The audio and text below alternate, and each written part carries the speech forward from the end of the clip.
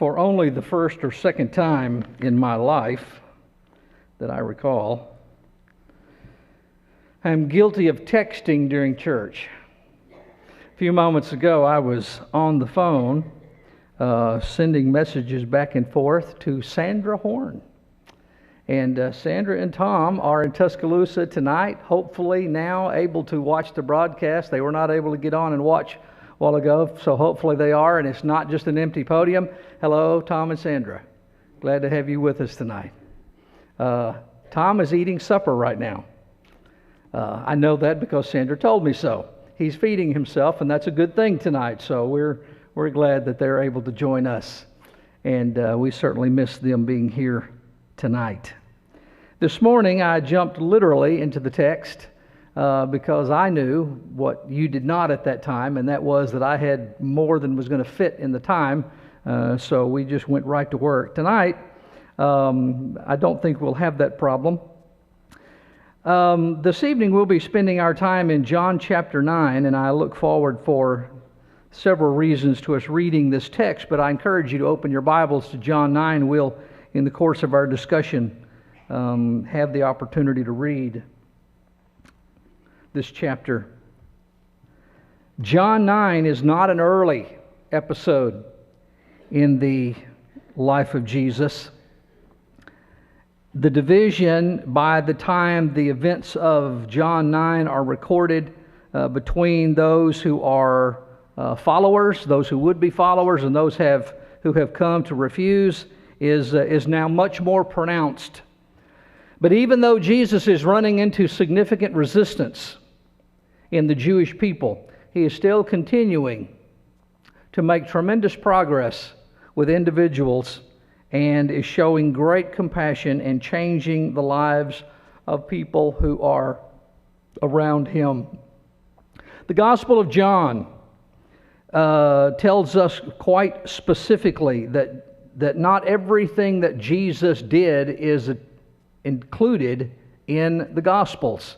Not in John's Gospel, but not in any Gospel. John's declaration that there were many other things that Jesus did that are not written here. But there's a purpose. These are written. That by the knowledge of these events, we can have faith. We can see the things that Jesus was doing, and they are given for a reason. They show something about the Lord and His interaction with mankind that is a great blessing. John chapter 9 opens up with a man who is born blind. Let's read together the first 5 verses. Now as Jesus passed by, he saw a man who was blind from birth. His disciples asked him, saying, Rabbi, who sinned, this man or his parents, that he was born blind? Jesus answered, neither this man nor his parents sinned, but that the works of God should be revealed in him. I must work the works of him who sent me while it is day. The night is coming when no one can work. As long as I am in the world, I am the light of the world. The testimony that Jesus was making was that he was there for a reason and a purpose. And on this day, his purpose will be revealed through this man who was born blind. It's hard to imagine that, isn't it? Born blind. So look out over this audience. I don't know who would represent the oldest person among us. The numbers go down to the children who are perhaps in our midst. And regardless of our age, imagine having spent those years without sight.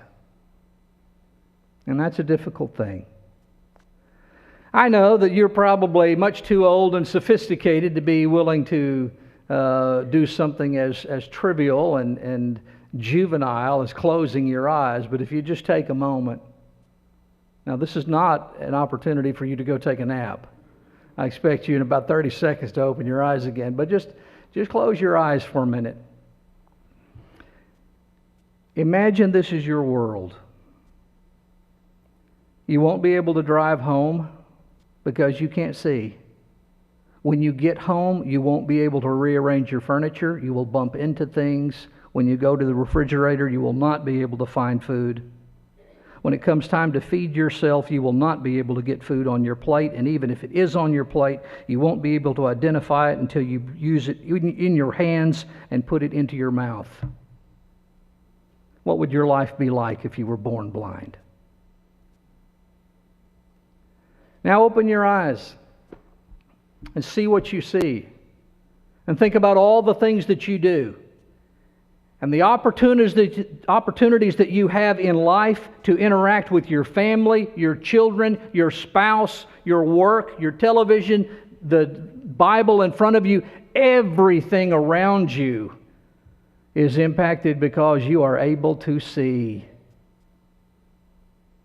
And imagine what this man had not seen. Never a sky, never a bird, never a sunset or a sunrise. Never a smile. Never a star. Born blind. How much do we take for granted? And if I go a little off here, what right then do we have to complain? So many of us have lived our lives with very little inconvenience. Really, we have gone through dozens perhaps of years without giving any thought whatsoever to our health. We did whatever we wanted. We lived however we wanted. And yet somehow we will find time to complain with our mouths full, fully clothed, among family and friends, with a good job. Here's this man. What has he in life? It would have been easy to overlook him in society. The world is cruel. We're busy. There are folks around us all the time who have difficulties that we cannot imagine. There are folks with us tonight in our audience who are struggling with very significant health issues. There are more who are not with us tonight who would desperately love to be here but cannot because they are unable. And often we just pass right by. But when Jesus came to this man, although the world was passing by, Jesus did not pass him by. The world may have overlooked him. Jesus did not overlook him. It's interesting to spend time with children, especially as they come up to of age where they can really interact with you, 4, 5, 6, 7, 8 years old, when they see things that you don't see. Our little granddaughter, Clara, loves bugs. The gross things that most of you would go, ick. I don't want to touch anything like that. You leave her down for very long, she'll come up with a locust shell or a snail or a little frog or some gooey, icky thing. What children see. Often we do not look with open eyes. What's the Lord's plan? Well, keep reading. Verse 6. When he had said these things, he spat on the ground and made clay with the saliva, and he anointed the eyes of the blind man with the clay, and he said to him, "Go wash in the pool of Siloam," which is translated sent. So he went and washed and came back seeing. I almost wish the last part of that verse was in the next verse so that it would have been left off. What was Jesus doing here? And you imagine being his disciples. Of course, the man that was blind, he can't see anything, but surely he can hear what Jesus is doing. Spitting on the ground, taking the dirt that is there and making. You ever made mud pies? Sure you did. You usually did it with a little water. You didn't make it with your own juices. The Lord here provided a special compress, if you will, made up this stuff, put it on his eyes, said, "Go wash." And you think about that for a minute. What is this really supposed to do? A little dirt, a little spit, and go wash? And you got a man here who's been born blind from birth? And are you struck at all by the instruction? Go wash? He's blind, for crying out loud. How is he supposed to go anywhere? Or why? Why go wash it off? What is it going to do to wash his face after all of these years of being blind? And of course, you know, as we look back to Scripture, that there are other, what sometimes were seen as pointless commands that were given. Naaman certainly balked at the instruction that the prophet gave him of going to dip himself 7 times in the Jordan River. Why should I go do that? He said, there are cleaner rivers where I came from. Or the children of Israel, when they heard the instructions from Moses, when Moses said, we're going to go out and we're going to walk around the city of Jericho. We're not going to say a word. We're just going to walk around it. And tomorrow we're going to get out and we're going to walk around it. And the next day we're going to get out and we're going to walk around it. And the next day we're going to get out and we're going to walk around it. And the next day we're going to get out and we're going to walk around it. That's all we're going to do. We're just going to walk around. You imagine hearing the people? The people complained about everything. Oh, that was the previous generation. That was the fathers of the generation that's walking around. This generation does not complain. This generation does not doubt God. And when God says, get up and go walk around this city 7 times, they got up and they went and they walked. And you know what happened when the blind man went and washed his eyes? He came back seeing. You know what happened when Naaman went and dipped himself 7 times in the Jordan River? He came back cleansed from leprosy. You know what happened when the children of Israel walked around those city walls? God tore them down flat.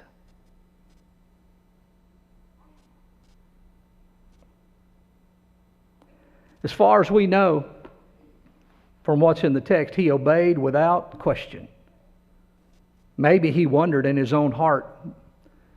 But there's no reply whatsoever, no response, no negative. He goes and he does. Biblical faith is an amazing trait. I know it may be simple sometimes. You think back about the stories that we've read so often. You hear a story about Abraham, who God called him and said, come and walk in another land and I will make you a great nation. And he walked. Or he comes to Noah and says, I need you to build me a great boat. And he built. Or to come to Moses and said, I need you to lead this people out of Egypt. And he led. And you may think to yourself, I'd have done that. If I'd have been there, I'd have followed just like they did. Oh yeah? You'd have spent the rest of your life building a boat. You'd wander in a country all of your life and never have an inch of the ground that God promised you. You would lead a people out into the wilderness and spend 40 years there leading a complaining group of people.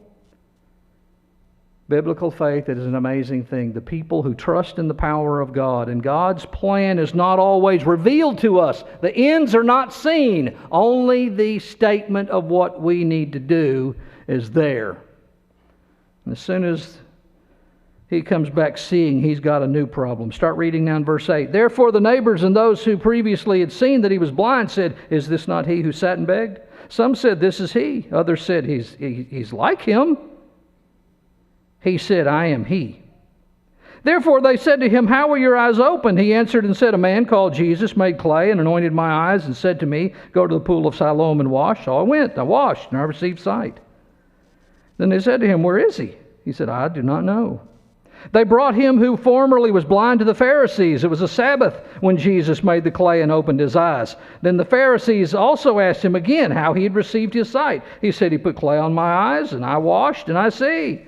Therefore some of the Pharisees said, this man is not from God, because he does not keep the Sabbath. Others said, how can a man who is a sinner do such signs? There was a division among them. They said to the blind man again, what do you say about him because he opened your eyes? He said, he is a prophet. But the Jews did not believe concerning him that he had been blind and received his sight, until they called the parents of him who had received his sight, and they asked him, saying, is this your son, who you say was born blind? How then does he see? His parents answered them and said, we know that this is our son, and he was born blind. But what means he now sees we do not know, or who opened his eyes we do not know. He is of age, ask him. He will speak for himself. His parents said these things because they feared the Jews, for the Jews had agreed already that if anyone confessed that he was the Christ, he would be put out of the synagogue. Therefore his parents said, "He is of age, ask him." The man now interacts with the people he's been around all his life, although blind. They said, "Hey, you can see." "Ah, he can't see. He just looks like the guy who was blind before." And he said, "No, that was me. I was blind." "Well, how can you see?" And so he tells them. They don't believe him.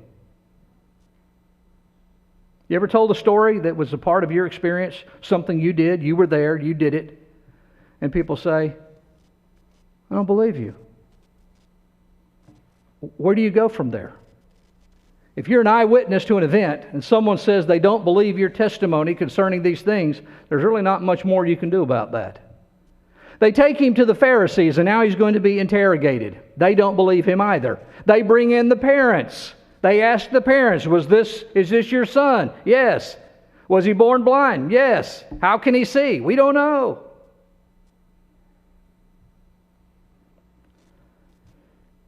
But see, there's already another problem. By the point we are here, the Jews had already come to a position. Lines of fellowship had been drawn. And the Jews had already decided that if anyone confessed that Jesus was the Christ, they were going to react to them.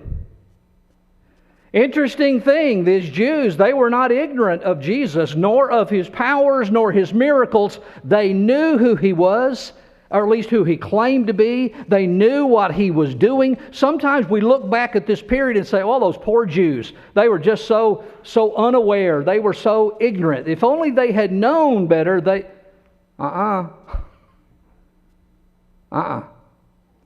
Jewish leadership knew who Jesus claimed to be. They knew the testimony of his miracles. They chose not to believe in him. They knew that he was claiming to be the Messiah, or at least people were claiming he was the Messiah, and they said, if anybody says he's the Messiah, you're out. We choose not to believe that this man is who he claims to be. Which leads to another problem, the issue of intimidation. We're dropping back a couple of verses. His parents said these things, verse 22, because they feared the Jews, for the Jews had already agreed that if anyone confessed that he was the Christ, he would be put out of the synagogue. Therefore his parents said, "He is of age, ask him." So they again called the man who was blind and said to him, "Give God the glory. We know that this man is a sinner." He answered and said, "Whether he's a sinner or not, I do not know. One thing I know, that though I was blind, now I see." Then they said to him again, what did he do to you? How did he open your eyes? He answered them, "I told you already, and you did not listen. Why do you want to hear it again? Do you also want to become his disciple?" Then they reviled him and said, "You are his disciple, but we are Moses' disciples. We know that God spoke to Moses. As for this fellow, we do not know where he is from." The man answered and said to them, "Why, this is a marvelous thing, that you do not know where he is from, yet he has opened my eyes.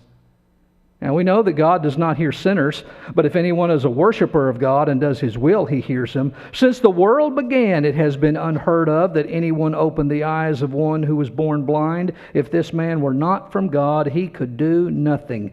They answered and said to him, "You were completely born in sins, and are you teaching us?" And they cast him out. You see, the Jews had closed ranks against Jesus. They decided, we're not going to have anything to do with this man, and anybody who is going to have anything to do with this man, they're out. Now the question immediately comes to mind, weren't his parents of the Jews? You see, we have this interesting interaction that is here.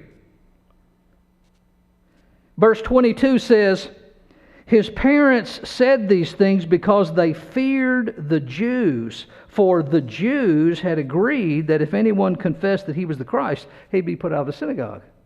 What does John mean by the Jews? This man was a Jew. His parents were Jews. They were in Israel. If they weren't Jews, there's no way that the Sanhedrin, the Pharisees, would have had anything to do with this man at all. There would have been no conversation. These weren't Gentile folks. These were Jewish folks.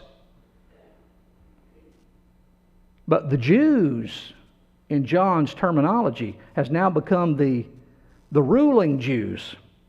The class of Jews that are in power, that have decided not to believe in Jesus and have decided to make sure that not only they, but everyone else rejects Him. And there are threats of expulsion. They have drawn lines. It's either going to be us or him, but you're not going to have both. And this man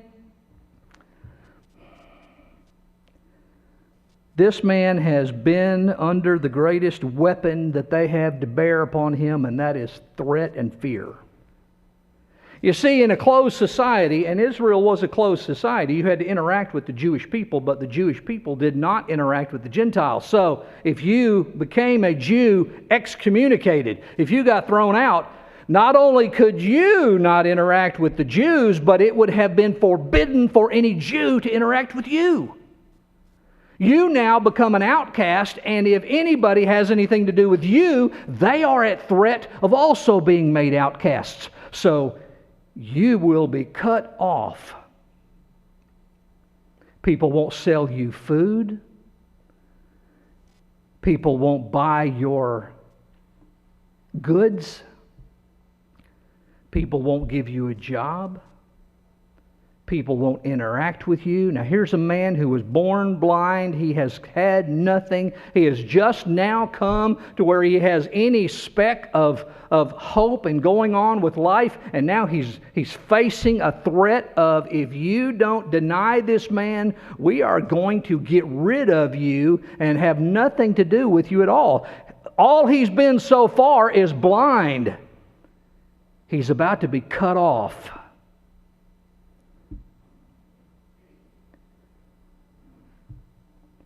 But he doesn't back down. He doesn't give up an inch.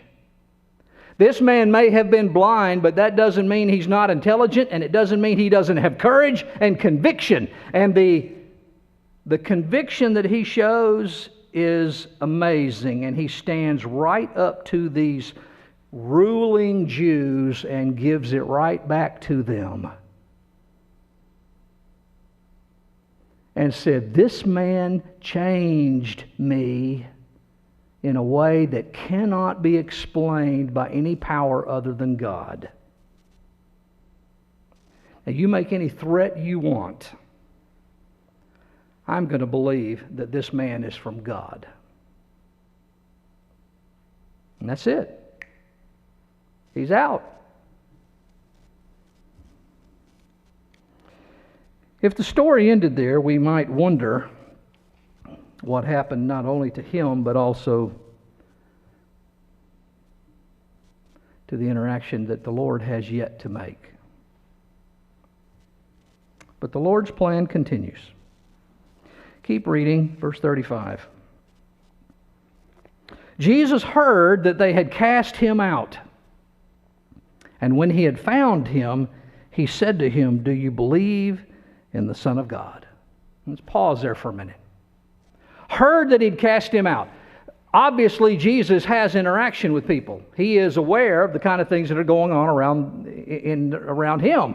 And concerning this man, he has feelers out. He has information. He hears that the Jews have interacted with this man, and he's now been cut off. He's been excommunicated from Jewish society.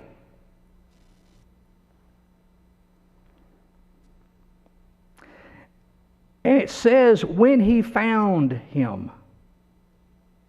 When he found him. Now, what does that imply? If you're telling a story about anything, car keys, a shoe, a jacket, and you're telling the story and you include the phrase, and when I found it, what goes before that? I was looking. Jesus was looking for this man. He heard what had happened to him, and now he's out looking for him, and then he finds him. And then we have the rest of that interaction. And he asks him the question, do you believe in the Son of God?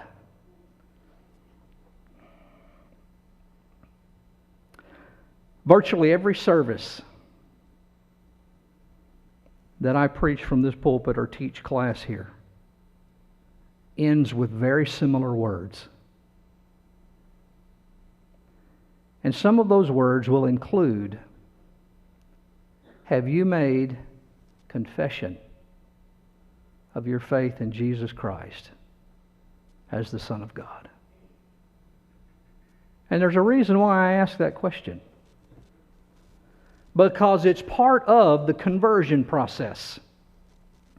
When we have the introduction of the gospel in the book of Acts, and it is portrayed to humanity, and Peter and his associates preach that first message of the gospel in Acts chapter 2, and as he's come to the conclusion, the men who are listening to him say, what shall we do? They've become convinced by those things.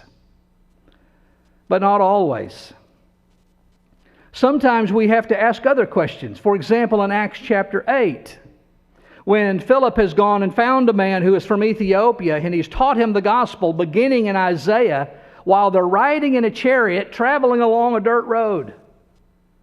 But he's teaching them about Jesus, and they've talked about baptism, and they've talked about repentance, and they've talked about confession. How do you know all of these things? Because it says when he came to a certain water, he said, see, here's water. What hinders me from being baptized? That Ethiopian would not have known anything about baptism unless Philip was already preaching and teaching to him about baptism. And he says, if you believe, you may.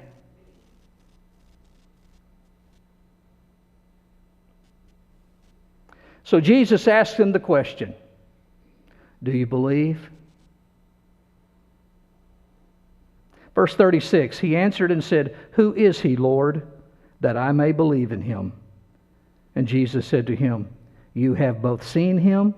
Now that's an interesting thing for a blind man, right? He hadn't seen many people at all. You have seen him, and it is he who is talking with you. Then he said, Lord, I believe. And he worshiped him.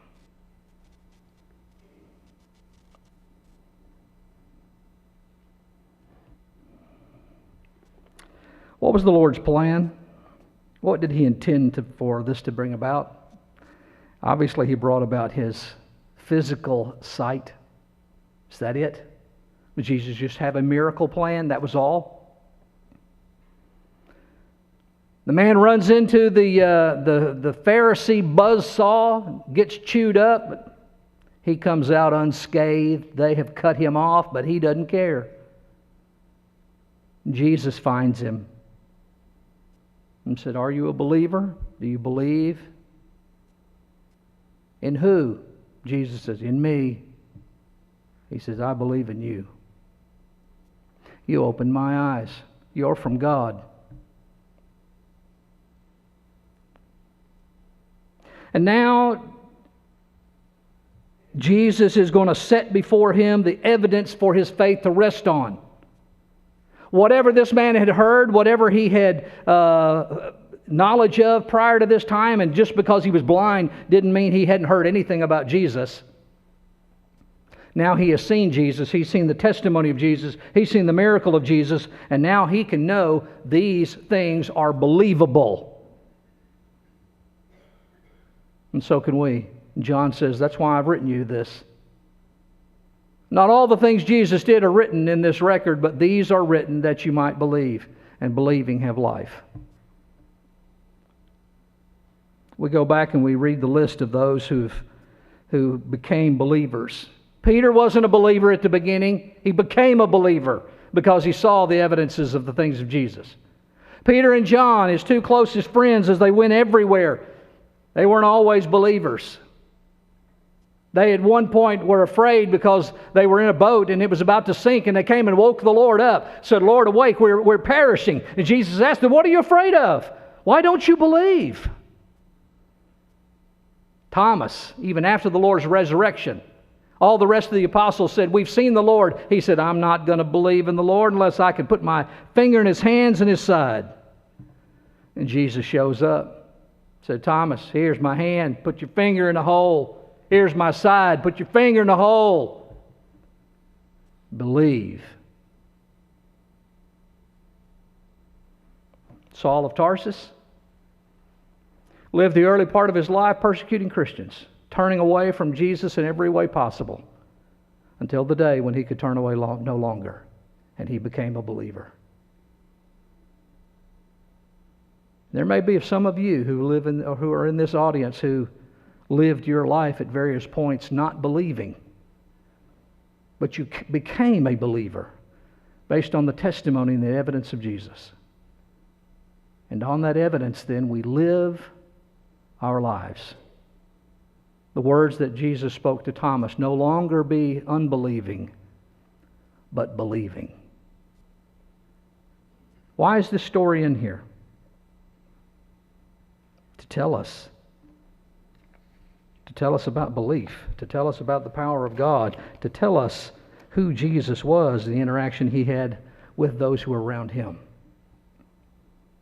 The miraculous, unimaginable majesty of God in human form, in the person of Jesus, performing miracles, testifying of God's grace, and then giving Himself on the cross for the forgiveness of our sins. And that testimony is what we believe.